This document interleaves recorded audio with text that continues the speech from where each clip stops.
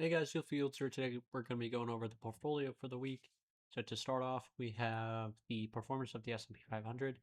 So you can see here that pretty decent on technology and other sectors. There's a couple companies here such as Apple, Microsoft, Oracle didn't do too hot, as well as Google, Meta, Amazon. Pretty much the um, Mag 7.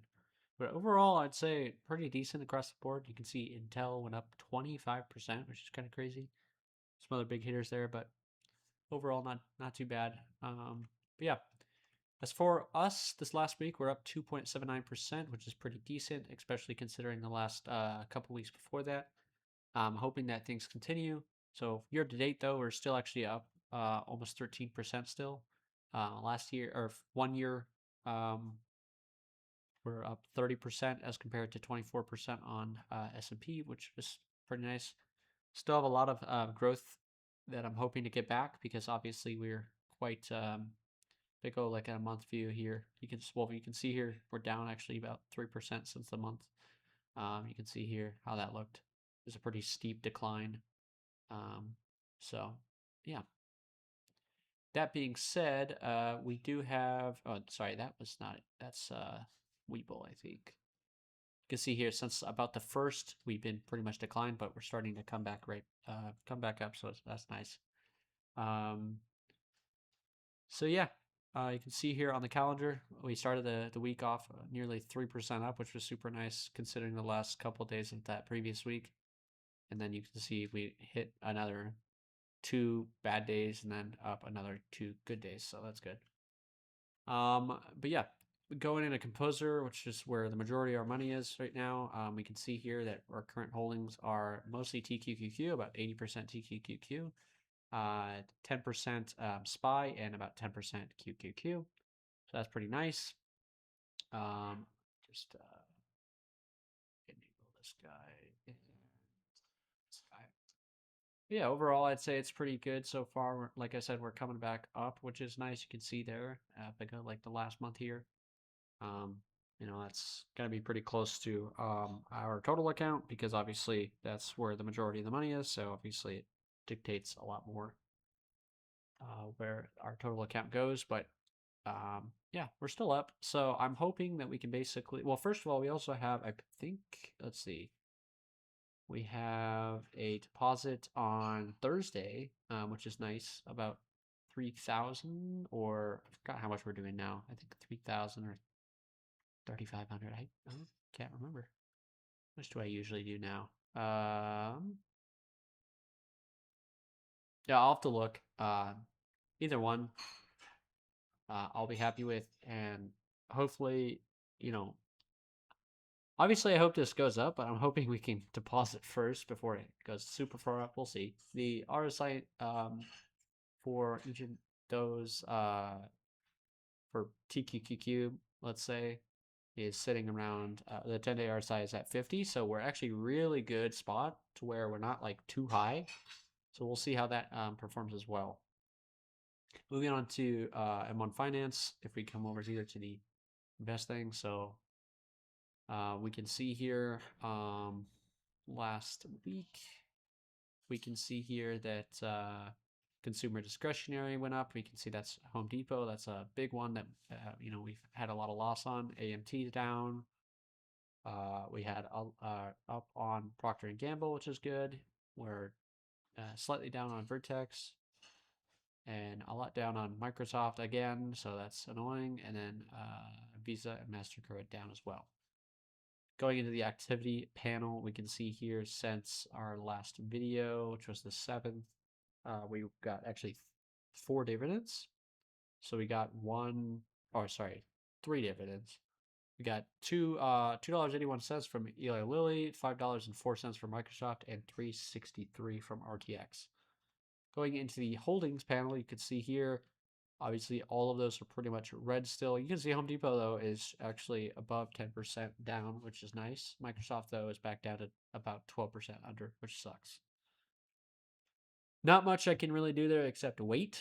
Like I mentioned very many times, on this channel, essentially I have a choice here, which is I can decide whether or not to essentially sell out of these at a loss in the hopes that we actually, can report that on our taxes. You can see here that's only about $631 if we were to do that. At least, I guess if we're excluding this, it would be 670. But I don't know. I feel like the chance of a lot of these specifically these like three, to go back up quite a lot back up, especially on the Microsoft end, is pretty high. I feel like there's a good chance. So I don't know. I'm gonna wait and hope for the best. So last but not least, on Webull, we can see here. So Monday was about 10.8% down. Tuesday was up 15.58%. Wednesday up 3.11%. Thursday down 8.5%. And Friday down 6.3%. Now, if we go back over here, just to get an easier view, you can see Webull, we were actually down about 9% for the week. And then at M1 Finance, we were actually down about 0.9%. So you can see Composer, though, we were up 3.5% almost. So, but yeah, that is kind of it for me.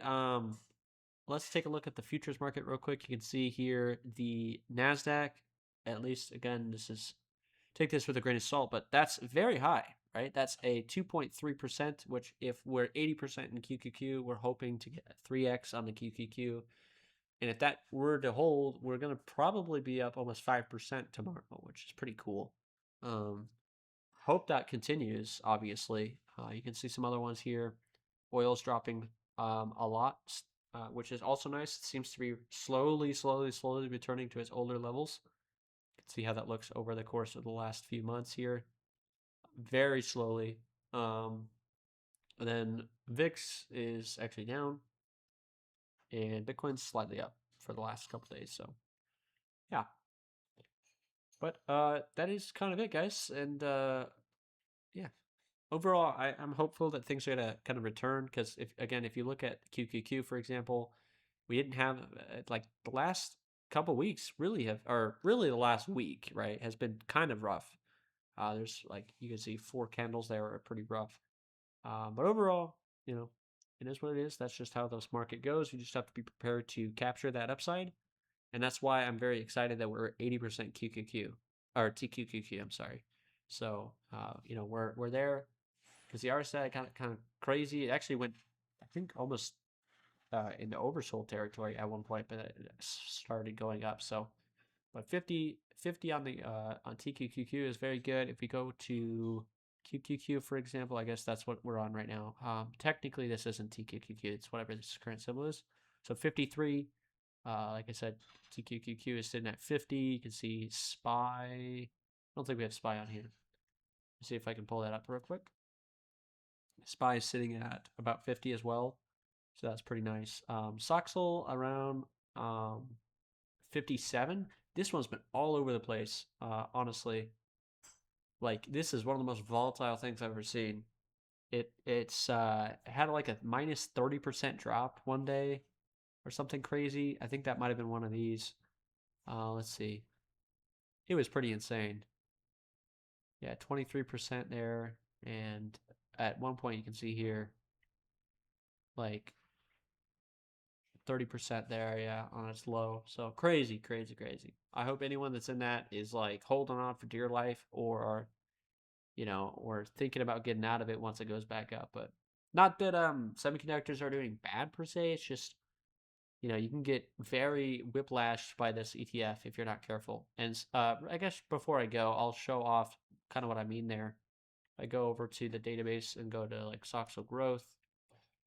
You'll see here, this is one of the more famous symphonies right now on the composer community. You can see in the last year to date, it was up nearly 300%. Now it's negative 30%. That just goes to show how volatile that can be when you're trading. And again, look, this is just the last year. And the max drawdown is currently sitting at 82%. And it could go worse. Obviously, it's currently in its lowest form. So very much could go worse. We'll see how that actually ends up. But yeah, this one it's just interesting. I would never trust this with a 37-foot hole, because you can see here like 14 days standard deviation of 18%, 3.8%, 5.8%, 20%, 60. Like these are just numbers that you can tell that they, when they created this is probably just super overfit. And so yeah, it looks great. OS like year to or no OS it looks it has 10x actually, since 2023, which is great, right? It's awesome. But I still would not be willing to be in something that can drop 82% like that in the span of, when is this? April, the beginning of April. So talking about what, 3 months here? No, April, like 2 months. I don't know, man. I don't know. I would not do that. So you guys got to be very careful to look out for stuff like that.